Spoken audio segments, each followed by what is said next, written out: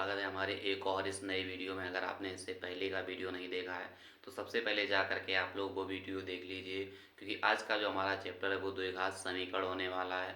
और इससे क्या है, एग्ज़ाम में ज़रूर आपका कोई ना कोई सवाल आता है। तो आइए दोस्तों स्टार्ट करते हैं बिना किसी देरी के। जैसे कि यहाँ पर लिखा आपका द्विघात समीकरण।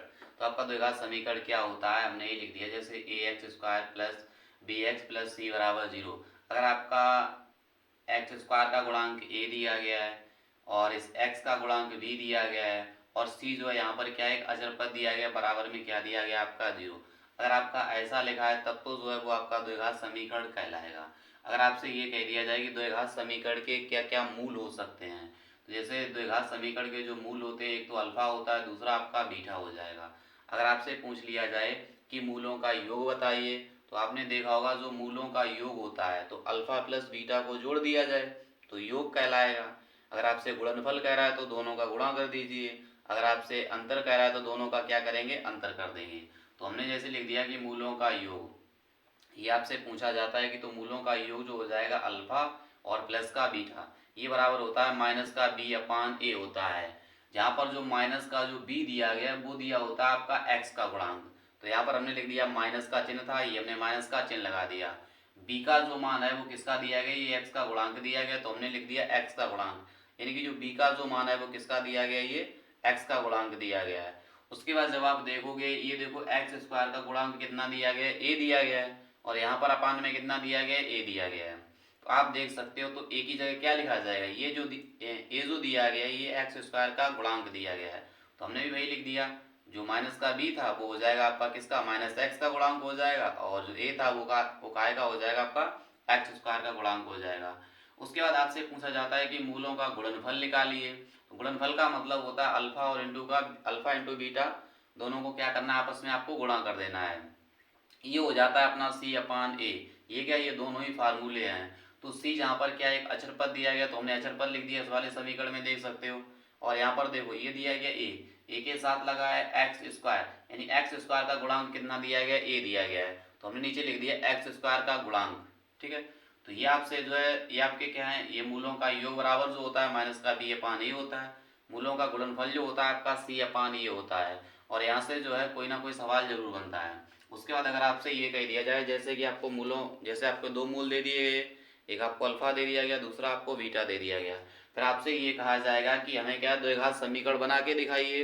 तो आइए दोस्तों, जैसे ये लिखा है द्विघात समीकरण बनाना सीखें, तो हमें द्विघात समीकरण बनाने के लिए एक फार्मूला होता है जो आपका लिखा है एक्स स्क्वायर माइनस का अल्फा प्लस बीटा, और इंटू में होता है एक्स, प्लस का चिन्ह लगा दिया, फिर आपका होता है alpha plus alpha into beta होता है। तो ये क्या है, ये जो फार्मूला है वो द्विघात समीकरण बनाने का फार्मूला होता है। उसमें क्या होता है, आपको अल्फा प्लस बीटा बीटा का मान दिया जाएगा और अल्फा इंटू बीटा का मान दिया जाएगा। कभी कभी क्या होगा, आपको अल्फा का मान अलग दे दिया जाएगा और बीटा का मान अलग दे दिया जाएगा, तो आपको क्या करना है, जोड़ के दोनों को यहाँ लिख देना है।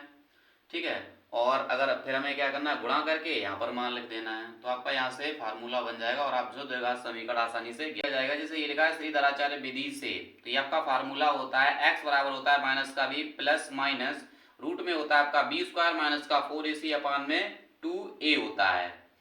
किसी भी गुणन, ऐसा कोई गुणनखंड जिसका मान नहीं निकल रहा है, या ऐसा कोई द्विघात समीकरण जिसका मान गुणनखंड विधि से नहीं निकल रहा है, तो हम क्या करेंगे, इस वाले फार्मूले का प्रयोग करेंगे। और इस वाले फार्मूले का प्रयोग करने के बाद आपका जो है गुणनखंड निकल के आ जाएगा, यानी कि आपका एक्स का मान निकल के आ जाएगा। कभी कभी क्या होगा, जैसे सवालों में आपको अल्फा और बीटा का मान नहीं दिया जाएगा, तो आपको अल्फा और बीटा का मान निकालना कैसे है, आपको क्या दिया जाएगा, एक द्विघात समीकरण दिया जाएगा।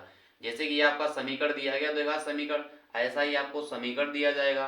और अगर आपको ऐसा समीकरण दे दिया जाए, फिर आपसे कहा जाए कि अल्फा और बीटा का मान निकालिए, तो कैसे निकालना है, तो उसके लिए फार्मूला हो जाएगा अल्फा बराबर, इसमें कुछ नहीं करना है, अगर अल्फा का मान कह रहा है तो यहाँ पर प्लस रखना है, बीटा का मान कह रहा है तो हमें क्या करना है, यहाँ पर माइनस ले लेना है, अल्फा और बीटा के मान निकल के आ जाएंगे।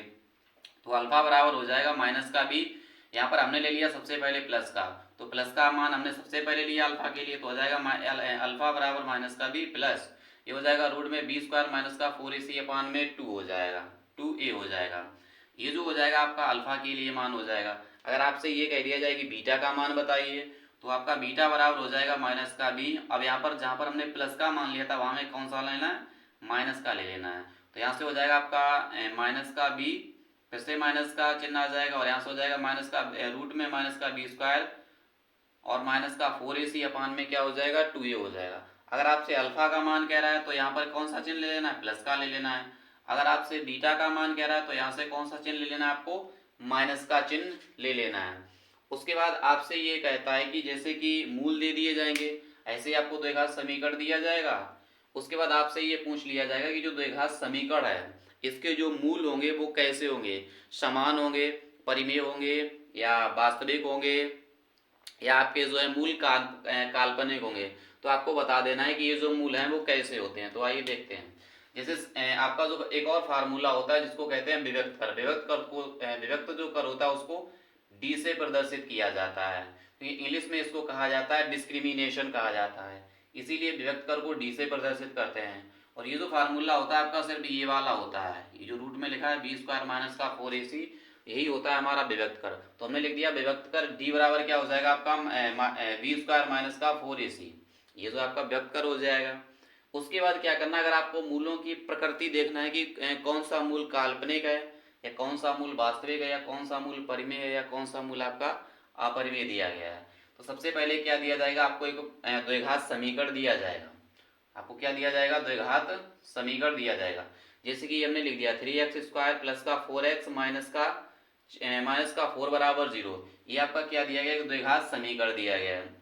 उसके बाद जो भी आपको समीकरण दिया जाए उस द्विघात समीकरण की तुलना जो अपने द्विघात समीकरण से करा देना, कि जो फार्मूला होता है आपका ax स्क्वायर प्लस का bx प्लस का c बराबर क्या होता है 0 होता है। ठीक है, तुलना कैसे कराना, जैसे एक्स स्क्वायर यहाँ दिया गया, एक्स स्क्वायर यहाँ दिया गया, कोई फर्क नहीं पड़ेगा। हमें क्या है, जैसे ए की तुलना जब आप 3 से कराओगे तो ए बराबर कितना निकल के आ जाएगा 3 आ जाएगा। यहाँ देखो बी दिए, यहाँ पर 4x दिया गया, यहाँ bx दिया गया है। यहाँ देखो x और x की तुलना कराओगे तो कोई फर्क नहीं पड़ेगा, लेकिन जब b की तुलना 4 के साथ कराओगे तो b बराबर कितना निकल के आ जाएगा, आपका 4 निकल के आ जाएगा।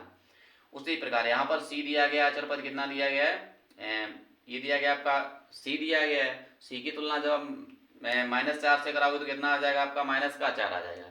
ये चीज याद रख लेना, जब भी किसी की तुलना कराओ तो क्या है वहां पर चिन्ह सहित आना चाहिए। अगर आप जैसे कि अगर यहाँ पर देखो माइनस का दिया गया था तो हमें भी कौन सा चिन्ह लेना है, माइनस का लेना है। हो सकता है यहाँ प्लस ना होकर के माइनस होता तो यहाँ पर भी कौन सा चिन्ह आ जाता, माइनस का आ जाता।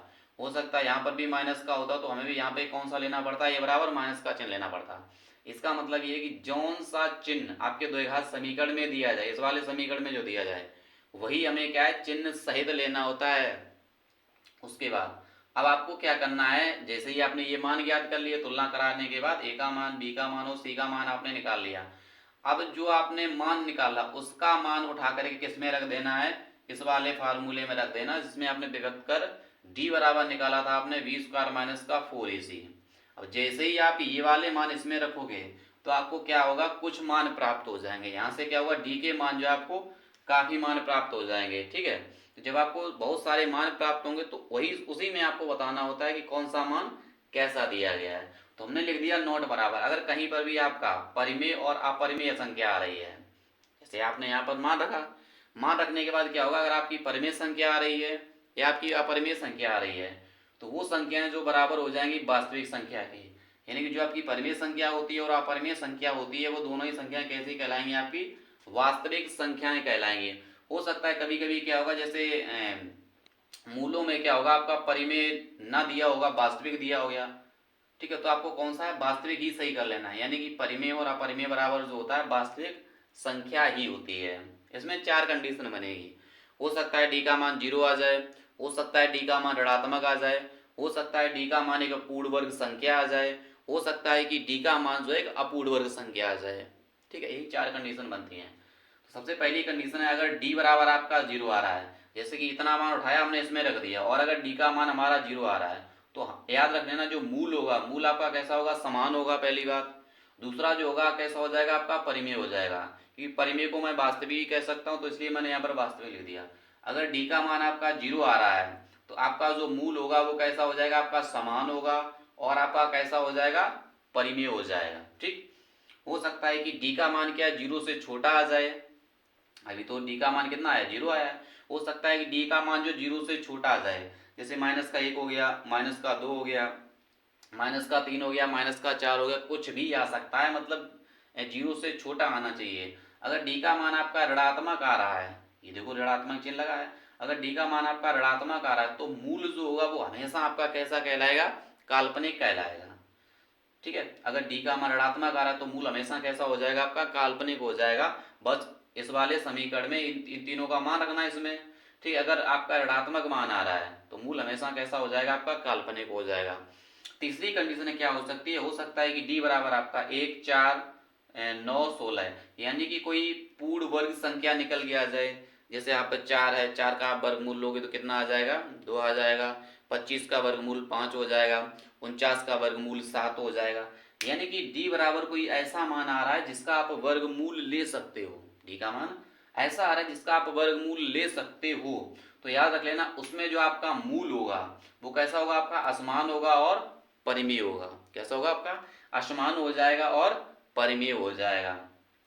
ठीक है, चौथी कंडीशन में क्या हो सकता है, डी बराबर आपका 2, 3, 5, 8, 11, मतलब ऐसी संख्या मिल जाए जिसका आप जो है, जैसे कि अगर आप 2 का अगर आप रूट कर दोगे तो 2 का आप वर्गमूल नहीं ले सकते हो।